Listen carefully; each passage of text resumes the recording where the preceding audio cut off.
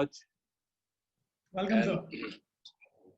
सबसे पहले तो मैं थैंक्स कहना चाहूंगा एमवे को through Prashant Pantri and Mrityunjay for giving me this opportunity to speak to such a huge audience out of which all are expert on the subject which I am going to talk about, and they are all very good leaders doing a fantastic business. और मैं चाहूंगा कि मैं जो मेरी line of sponsorship है, beginning right from my sponsor Dr. Methani, who had been my class fellow in Medical College Allahabad, and I tell people that अगर वो नहीं होते तो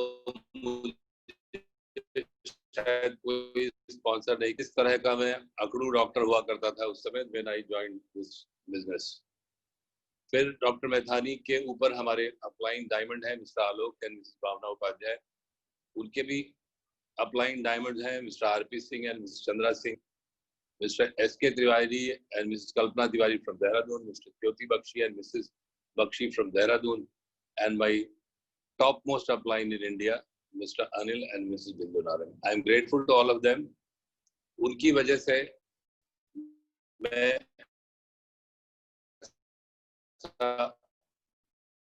बन पाया हूँ। विद सब्जेक्ट तो मैं बात करूंगा कि इम्यूनिटी कहते किसको है। What is immunity? Immunity is opposite of vulnerability.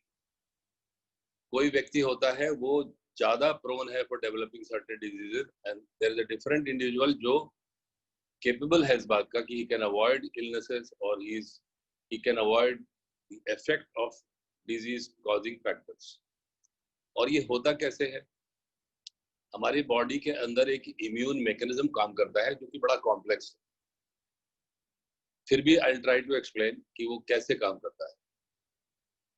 उसके अंदर एक तो इनबिल्ट हमारा इम्यून सिस्टम है जिसको हम बोलते हैं innate system, and that is governed bye white blood sales जिनको फेगोसाइट्स कहा जाता है।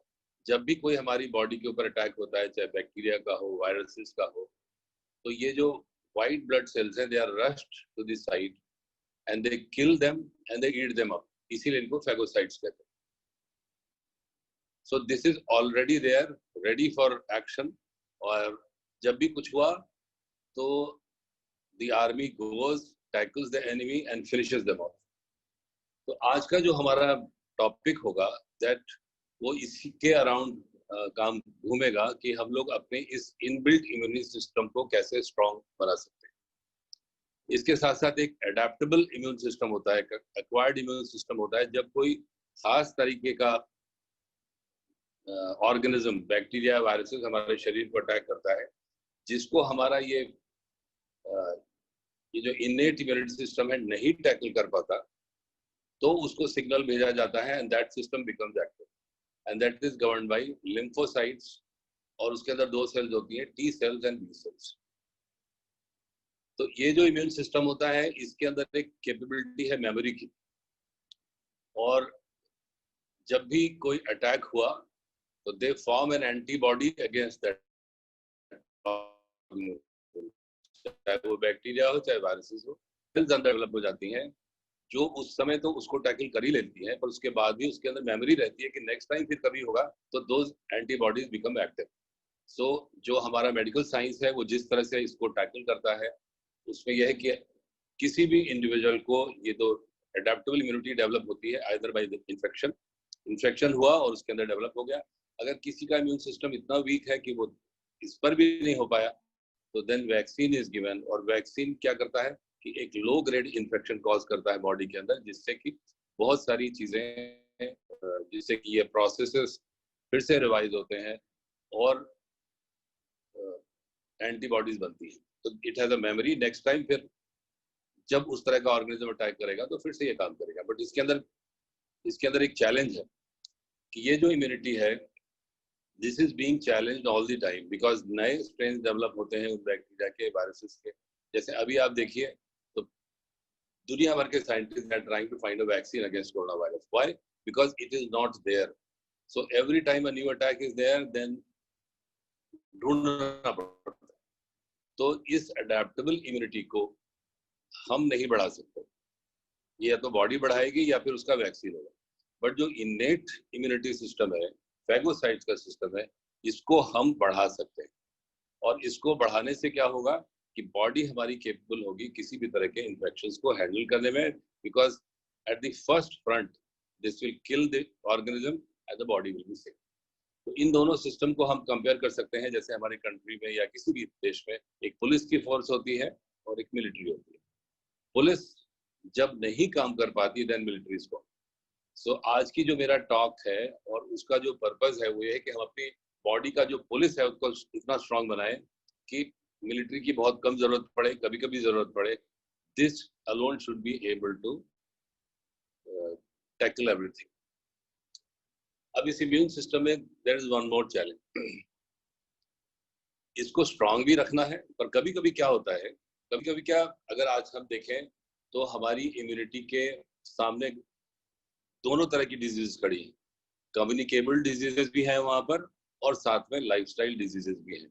तो लाइफस्टाइल डिजीज का जो मेन रीजन है वो ये है कि ये जो हमारा इम्यून सिस्टम है, it is being challenged almost all the time constant, because there are certain factors जो इस इम्यून सिस्टम को थोड़ा थोड़ा एक्टिवेट करते रहते हैं, and that causes inflammation.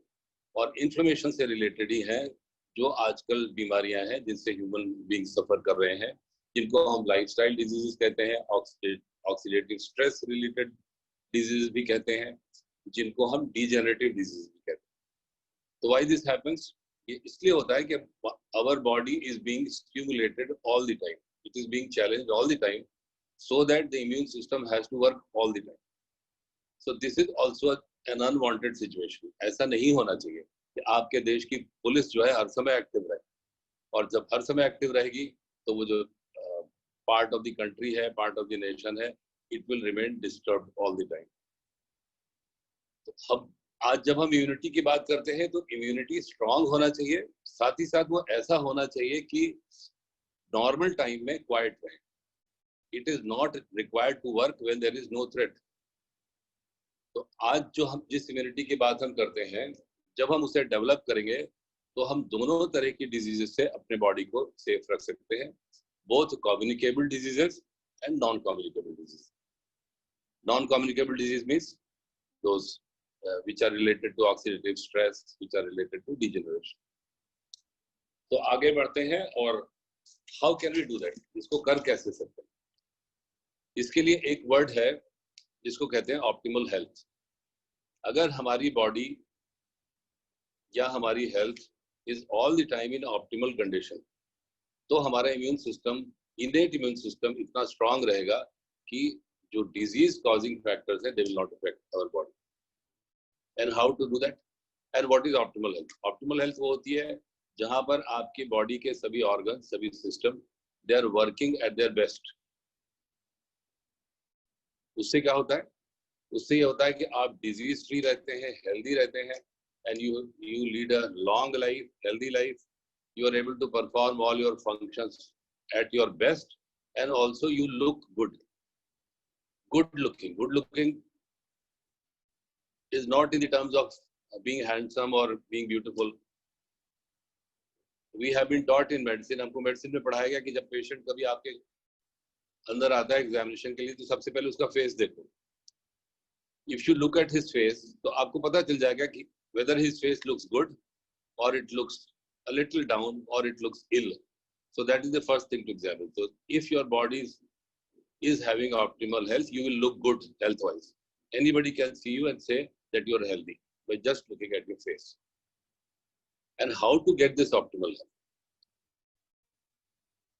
Optimal health के कुछ pillars हैं और मैं उनको one by one describe करूंगा। अगर उन pillars को हम strong बनाते हैं, उन pillars को हम देखभाल कर सकते हैं, उनकी we can maintain those pillars strong, तो हमारी body will always work at an optimal level of health and we'll be free of disease. It is as simple as that. उसमें जो सबसे important pillar है, that is of positive mental attitude.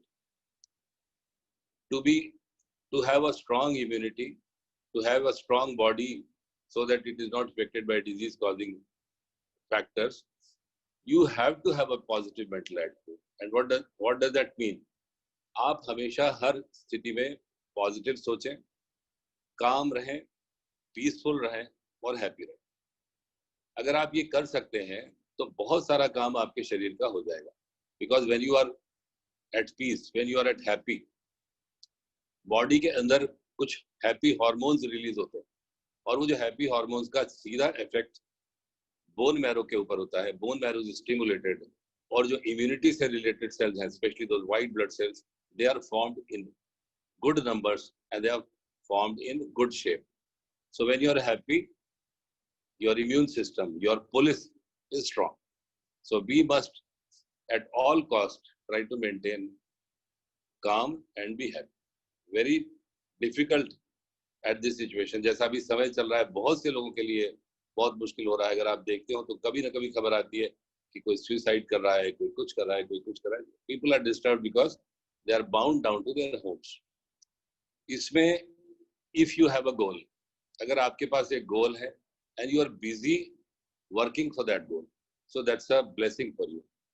और अगर आप ऐसा कर सकते हैं, आप अपने को बिजी रख सकते हैं, आप अपने को नेगेटिव न्यूज से अलग रख सकते हैं, तो आप पाएंगे कि आपका इम्यून सिस्टम स्ट्रांग हो रहा है. You are becoming more and more strong. दूसरी चीज है and reading books. If you read such kind of books which can maintain your attitude positive, then this is very, very helpful. So next thing is exercise. Exercise is also very important. Exercise करता क्या है, आपके सभी organs को थोड़ा सा shake कर देता है. जैसे अगर आप बहुत देर तक बैठे हुए हैं और उठ के खड़े होंगे तो थोड़ा सा आपको लेथार्जिक फील करेंगे. But if you are jumping, if you are running, तो you will feel energetic all the time. And same thing happens to our organs. अगर वो ऐसे ही कोई एक्टिविटी नहीं हो रही है तो they are not working at their best. तो एक्सरसाइज क्या करता है? It shakes up your body, it shakes up your different system, it shakes up your different organs and they start working at their best. Exercise में भी happy hormones release होते हैं, endorphins release होते हैं, serotonin release होता है, oxytocin release होता है, डोपामिन रिलीज होता है. They all stimulate the bone marrow और वहां पर व्हाइट ब्लड सेल्स का प्रोडक्शन अच्छा होता है. अच्छे व्हाइट ब्लड सेल्स बनती हैं और आपका जो इम्यून सिस्टम है वो स्ट्रांग होता है. So exercise is also very important in maintaining your immunity. And third thing is adequate sleep. हम लोगों की आदत है बहुत काम करने की, दिन रात लगे रहने की, और इस तरह के लाइफ में हमारी सिचुएशंस हैं. अगर आप किसी चीज के लिए काम कर रहे हो, pursuing a goal, so but whatever you do, चाहे जितनी आप मेहनत करो, if you want to have a strong immune system, if you want to have a strong body which can avoid illnesses, तो सबसे ज्यादा जरूरी है कि आप अच्छी नींद लें. और ये कहा जाता है 6 to 8 आवर्स की नींद लेना बहुत जरूरी है. अगर आप नींद पूरी नहीं होती है तो एक फंडामेंटल चीज होती है कि कोई भी चीज अगर काम कर रही है तो it needs a little rest so that it can rejuvenate itself, it can replenish its resources and work again, फिर से काम करे. तो जब हम नींद लेते हैं तो हमारे पूरे शरीर को रेस्ट मिलता है. हार्ट जो हर समय फंक्शन करता है, which has no time of rest, even heart gets a rest when you sleep well. तो नींद लेना बहुत जरूरी है. अगर हमारी स्लीप डिस्टर्ब्ड है तो हमारा स्ट्रेस होगा, ऑर्गन्स को रेस्ट नहीं मिलेगा, and they will not be able to function at their best. And when they are not able to function their best, optimal health is affected. Optimal health is affected, that means your immunity is affected. एक चीज और होती है, जब when you are not able to sleep well, कुछ hormones release होते हैं body में, and those hormones they increase appetite, and that leads to impulsive eating. तो आप सो नहीं पाए, and because of those hormones you are eating a lot, and that leads to obesity, that leads to being overweight, and that it again affects your health. तो नींद लेना भी बहुत जरूरी है. यू हैव टू टेक, बढ़िया नींद आनी चाहिए आप. ऑलराइट, अब इसके बाद है, एक तो डिजीज कॉजिंग फैक्टर्स होते हैं, रिस्क फैक्टर्स होते हैं. We have to avoid those risk factors. And what are those risk factors? Say smoking. Smoking has been proved to cause lung cancer. So हर हालत में स्मोकिंग अवॉइड करनी। सबसे ज्यादा जो हमारी बॉडी को इफेक्ट करता है that effects pollution. Our body gets polluted and that in turn leads to release of free radicals leads to constant stage of inflammation.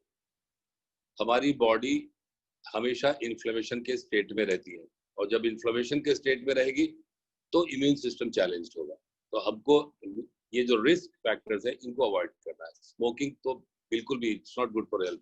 In fact passive smoking, आप स्मोक नहीं भी कर रहे हैं बट कोई बगल में स्मोक कर रहा है तो that effects your immunity, that effects your health. Obesity, being overweight, all these are predisposing factors to cardiovascular diseases, they are predisposing to diabetes। इन सब चीजों को अवॉइड करना है। आज का जो सिचुएशन है, आज का जो समय चल रहा है, what is the risk factor? Unlockdown has started and people are out. लोग इस तरह से बाहर निकल रहे हैं जैसे कि उनको किसी क्या कहना चाहिए को लॉ एंड ऑर्डर के कारण घर में रोका गया था and now you are out, you are free. But जो समझदार हैं वो इस रिस्क फैक्टर को, जो सबसे बड़ा रिस्क फैक्टर आज के समय में क्या है कि don't be in a crowd, crowd में आप मत रहो, उसको अवॉइड करेंगे एट एनी स्टेज। दूसरी चीज क्या करेंगे, अगर आपको बाहर जाना ही पड़ा तो मास्क पहन के जाएंगे। किसी के साथ सामने एक सोशल डिस्टेंसिंग है उसको मेंटेन करेंगे। All these is related to your immunity. और किसी के भी पास कम से कम समय खड़े होंगे, और ये इस समय बहुत इंपॉर्टेंट है जबकि थोड़ा सा लोग ऐसा सोच रहे हैं कि सिचुएशन ठीक हो गई। So this is what is known as avoiding the risk factors. Now let us come to avoiding body pollution. Body में पॉल्यूशन कैसे जाता है?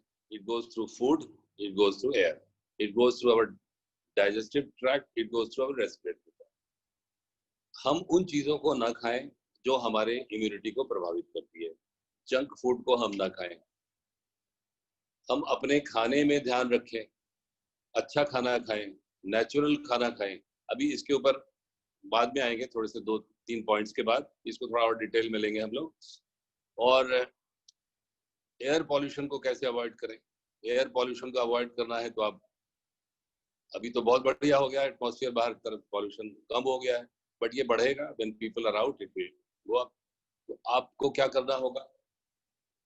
You will need air purifiers. You will need air purifiers outside. You will need air purifiers in your house. तो और इसमें Amway हमारा help करता है। ये जो प्रोग्राम है इसका नाम इम्यूनिटी विद न्यूट्रलाइट के बजाय it could very well be immunity with Amway.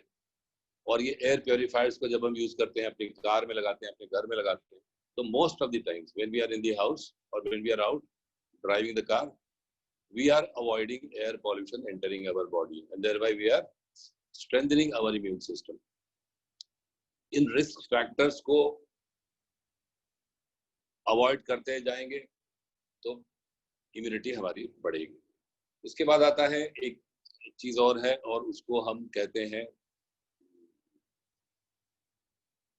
Medical checkups. Personally I am not very much in favour of getting regular medical checkups, specially वो वाले चेकअप्स जिसमें पैक होता है कि इतने रुपए में आपके इतने सारे टेस्ट हो जाएंगे। उसमें क्या होता है कि अगर आप वो टेस्ट कराएंगे तो कई बार you will unnecessary fall in a trap. तो मेरी सलाह क्या है, it is better to have that old system of having a family physician. अभी वो खत्म हो गया है, बट जैसे अभी हम लोग देख रहे हैं आज के समय में चीजें वापस आ रही हैं, तो हो सकता है वो भी वापस आए, नहीं भी वापस आए तो you must have a doctor friend, और वो फ्रेंड ऐसा हो जो आपके बारे में सोचता है। तो whenever you have a problem, instead of going for tests,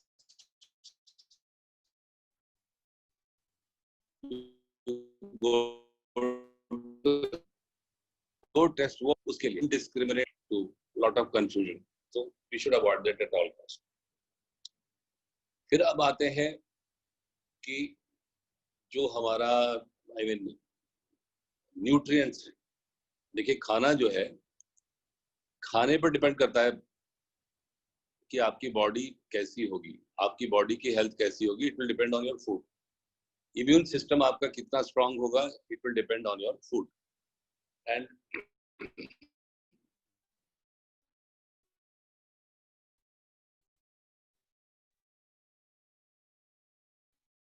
दो चीजें मैक्रोन्यूट्रिएंट देखना पड़ेगा, 90% 95% कार्बोहाइड्रेट, तो इसको थोड़ा सा बैलेंस करना पड़ेगा।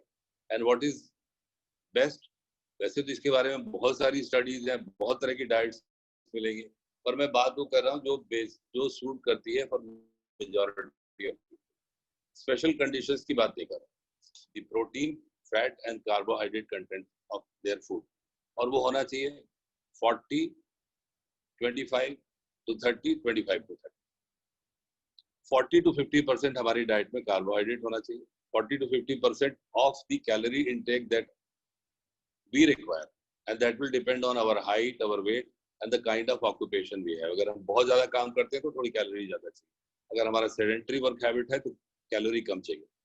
तो जितनी भी हमें कैलोरी चाहिए उसका 40 to 50% कार्बोहाइड्रेट से आना चाहिए, उसका 20 to 25% फैट से आना चाहिए, 20 to 25% प्रोटीन से आना चाहिए। प्रोटीन हमारी डाइट में बहुत कम है, उसको बढ़ाना होगा। And protein is responsible for formation of blood, protein is responsible for so many enzymes which transmit message। जो पुलिस फोर्स है हमारा, उसको मैसेज जाता है कि यहाँ पर ट्रबल है, and they come and they tackle. तो ये सब चीजों के लिए प्रोटीन बहुत जरूरी है। So we have to take care of our macronutrients. Carbohydrates की थोड़ी सी बात करें तो उसमें हमें देखना पड़ेगा कि हम ऐसे कार्बोहाइड्रेट्स खाएं, ऐसा शुगर खाएं जिनका ग्लाइसेमिक इंडेक्स कम होता है, बहुत मीठा नहीं होता। बहुत से शुगर ऐसे हैं, स्वीट्स ऐसे हैं कि आप मुंह में डाला और मुंह से सीधे वो ब्लड में जाता है, डाइजेस्टिव ट्रैक को बिल्कुल बाईपास कर देता है। तो इस तरह के ब्लड के शुगर को तेजी से बढ़ाने वाले, ब्लड शुगर लेवल को तेजी से बढ़ाने वाले शुगर्स को हमें अवॉइड करना है। उन शुगर को लेना है जिनका ग्लाइसेमिक इंडेक्स लो होता है। Glycemic means their speed of going in the blood. Fat की बात करें तो फैट में हमको देखना पड़ेगा what is good fat, what is bad fat. Trans fatty acids are bad fat. Good fat वो है जिनके अंदर जो एसेंशियल फैटी एसिड है वो होते हैं। Essential fatty acids are 2, omega 3 and omega 6, and they have to be taken in a proper ratio. Normally हमारे डाइट में 1:70, 1:100 का रेशियो होता है, omega 3 to omega 6, but we need to have 1:10। तो हमारे डाइट में ओमेगा 3 नॉर्मली नहीं होता है, we'll have to think of taking it from outside because it's essential. All right. Now let us come to micronutrients. Micronutrients का मतलब है vitamins and minerals. बहुत सारे लोग बात करते हैं recommended daily allowance की। WHO का एक RDA है, और अगर RDA के हिसाब से हम vitamins और minerals ले रहे हैं तो that's enough. I have to tell you that it's not enough if your immunity is at stake. Because जैसे हम लोगों ने बात की, एक इन्फ्लेमेशन की बात की, कि बॉडी हमारी अगर कांस्टेंट स्टेट ऑफ इन्फ्लेमेशन में है। देखिए, इन्फ्लेमेशन तो एक वो होता है कि WBCs ने अटैक किया और उस जगह पर काम हो रहा है, काम होते समय वहां पर कभी रेडनेस हो जाएगा, कभी थोड़ा सा पेन हो जाएगा, कभी लॉस ऑफ फंक्शन हो जाएगा, और ये सब का आपको फील होगा, लेकिन थोड़ी देर बाद एवरीथिंग विल बिकम क्वाइट। आपने देखा होगा एक्यूट इन्फ्लेमेशन, जैसे एपेंडिसाइटिस हुआ, किसी को बॉयल हो गया, तो वहां पर इन्फ्लेमेशन हुआ, पर थोड़ी देर में सब ठीक हो जाता है, because the forces have come, they have worked and now everything is strong. But जब हम इस तरह से स्ट्रेस में रहते हैं, बॉडी हमारी पॉल्यूशन को हमेशा झेल रही होती है, तो हमारे शरीर में एक हमेशा एक इन्फ्लेमेशन की स्टेज रहती है। इसको टैकल करने के लिए हमको एक एंटीऑक्सीडेंट डिफेंस मैकेनिज्म चाहिए। ये सब चीजें फ्री रेडिकल्स पैदा करती है, फ्री रेडिकल्स ऑक्सीडेशन पैदा करता है, ऑक्सीडेशन का स्ट्रेस होता है, ढेरों लाइफस्टाइल डिजीजेस, इसमें डायबिटीज है, ब्लड प्रेशर है, all these are caused by that. उसको टैकल करने के लिए we need lot of vitamin and minerals. Vitamin and minerals का बॉडी के अंदर आप समझिए that is the main working force. हर चीज में इनकी जरूरत होती है। Every action that is being taking place needs some vitamin और मिनरल। अभी टाइम नहीं है to go into the details of all that, but one thing we should know कि ढेर सारे फल और सब्जियों से मिलने वाले डिफरेंट कलर्स के विटामिन और मिनरल्स हमें चाहिए। Why different colours? Because different colors give you different antioxidants, and antioxidants are able to tackle with the free radicals. So we have to choose our vitamins and minerals. और इसमें जैसे अभी आपने देखा Nutrilite की बात हो रही थी, Nutrilite is a great help. I'll talk about my personal experience of Nutrilite later on, but I can tell you at this stage कि न्यूट्रीलाइट की जो vitamins and minerals हैं they have lot of phytonutrients. Phytonutrients means they have lot of antioxidants derived from natural sources because they have their own certified organic farm. They are doing best of farming practices. They are doing best of manufacturing practices, and they are providing you with best of the vitamins and minerals जो हमको लेना जरूरी है अगर हमको immunity अपनी strong बनानी है तो. अब इसके बाद एक चीज और very important thing is left and that is about hygiene. Hygiene is also very important in increasing your immunity. Specially अभी आप देखिए अभी what is the situation. There are so many viral infections और वायरल इन्फेक्शन की खास बात होती है कि they enter our body through respiratory passage. Respiratory passage start from your nasal passages. So we have to take care of our nasal passages, our throat, and then virus enters the lung, and there it causes multiplication, it causes problem. So if you are able to maintain a personal hygiene, good hygiene, by washing our hands, by washing our nasal passages, इसको हम नेति कहते हैं, नेति की help अगर करते हैं, by doing frequent gargles with warm saline, so we are increasing our immunity. और अभी ऐसा समय आया है कि इसने हमको हाइजीन की याद दिला दी है वापस. अभी मैं अपना पर्सनल आपको बताऊं तो I have got 3 pair of footwears. एक मैं घर से बाहर अगर निकल रहा हूँ तो यूज करता हूँ, एक घर के अंदर जहाँ we are moving about lobby and all that वहां पर यूज करता हूँ, एंड एक थर्ड पेयर मैं यूज करता हूँ when I am entering my main, जहाँ पर बैठते हैं सोते हैं अलग में.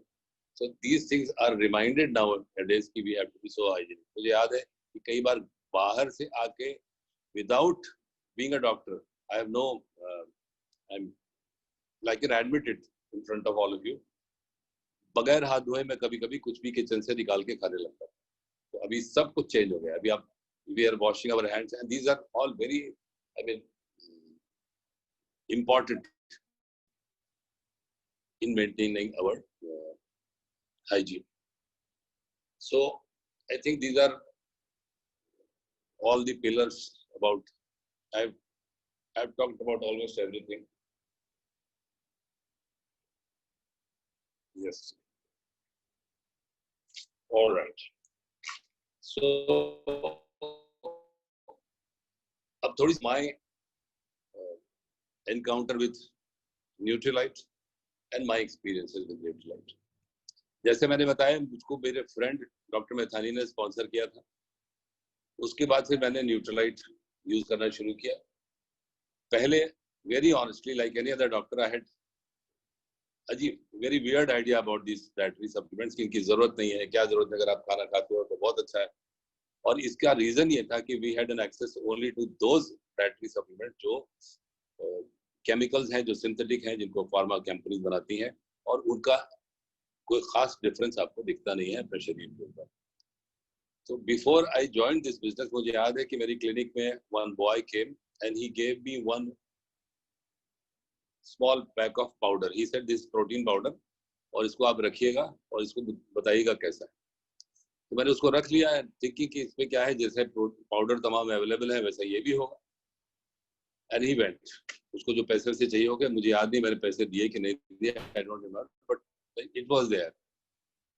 फिर उस समय मेरे नर्सिंग होम में देयर वाज अ पेशेंट, 10-12 साल का एक लड़का था, जिसका जो एक मशीन होती है जिससे कुछ खेती में इस्तेमाल होता है, उसके अंदर उसका पैर आ गया था और उसके घुटने के नीचे की पूरी स्किन उसमें फंस के निकल गई. तो वो उसको मैंने एडमिट किया हुआ था, उसकी स्किन ग्राफ्टिंग करना था.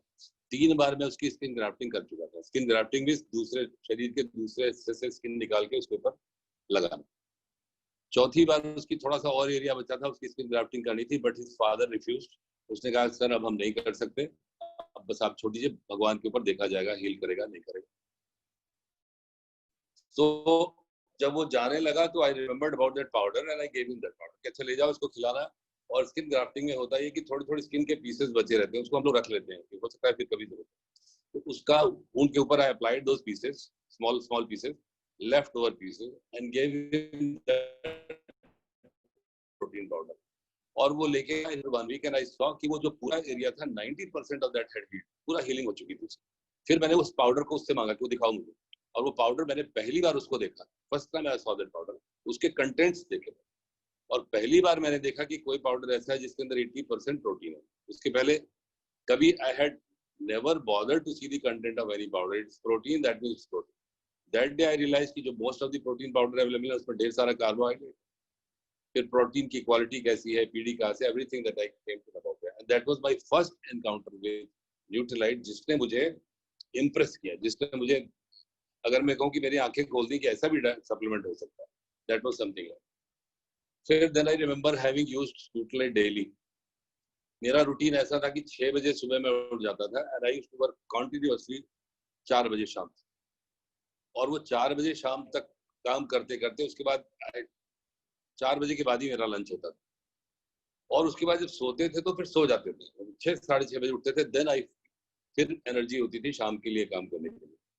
But when I started taking Nutrilite daily, within 2-3 days ये हुआ कि लंच के बाद I didn't feel like sleeping, मुझे लगा कि भी और काम कर सकते हैं, and this continued till 11 in the night.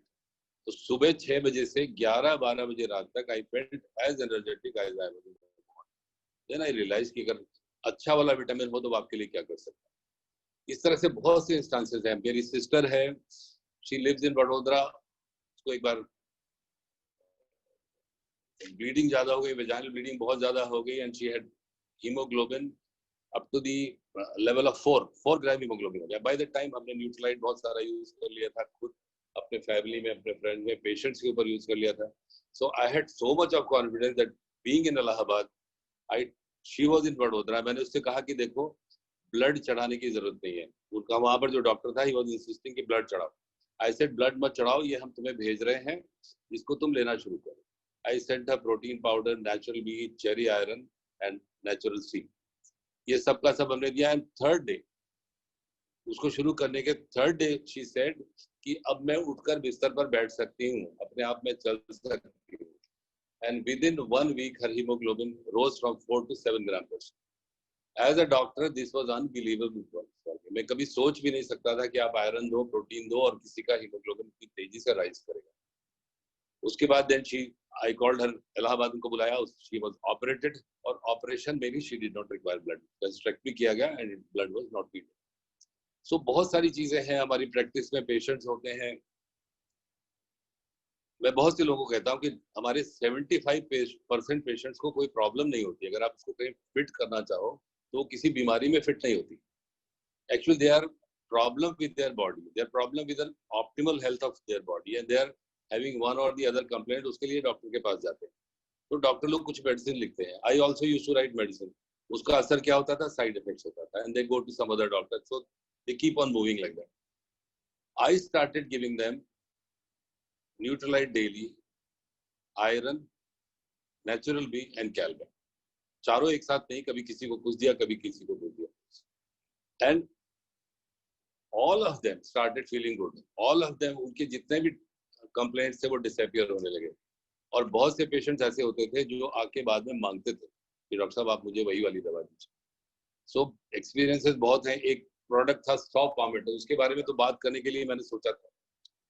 Saw palmetto is given for prostate enlargement. Prostate enlargement में होता क्या है कि यूरिन रिटेंशन हो जाता है और उसके लिए सर्जन्स को ऑपरेट करना पड़ता है।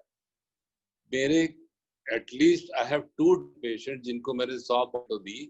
कुछ तो ऐसे थे जिनका रिटेंशन हो चुका था, उनका कैथेटर पड़ा हुआ था, the catheter, I was able to remove their catheter, they had started urinating normally, but अभी क्या हुआ, सॉ पॉमेटो अवेलेबल नहीं है। तो through Prashant, through Mrityunjay, I want to tell Amway कि वो सॉ पॉमेटो को फिर से वापस लाया जाए। बहुत सारे पेशेंट मेरे उसकी जरूरत उनको महसूस हो रही है। सो माय डियर फ्रेंड्स, मेरे एक्सपीरियंसेस बहुत हैं न्यूट्रीलाइट को लेकर। मैं खुद मेरी कीपिंग वेरी गुड हेल्थ। जब कभी मुझे है कि डॉक्टर साहब आपकी एज इतनी होगी, या कहीं लिखना पड़ता है, then I remember my age, या जब मैं अपने बेटों को देखता हूँ तो मुझे याद आता है कि मैं इतना बड़ा हो गया हूँ। Otherwise I feel so young, so energetic, and I feel like that I can continue working for I don't know how many more years. So इन्हीं शब्दों के साथ Prashant, I think I have said जो मुझे कहना था, and I hand it over back to you.